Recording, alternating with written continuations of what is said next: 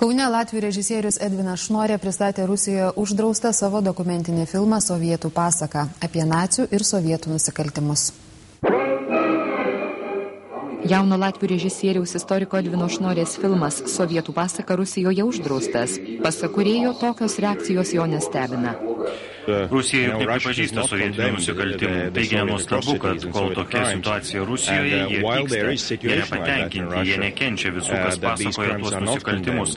Todėl ir sulaukėme tokių isteriškų reakcijų. Daugiau kaip 10 metų režisierius rinko medžiagą apie juodžiausius Sovietų sąjungos istorijos faktus. Sovietų pasakoje atskleista šokiruojanti tiesa apie bolševikų ir nacių bendradarbiavimą naikinant žydus, kitus nusikaltimus. Norėjau parodyti vakarų pasauliui, kad ta istorijos samprata, kokia yra vakaruose, neteisinga, esą egzistavo tik vienas blogis – nacizmas.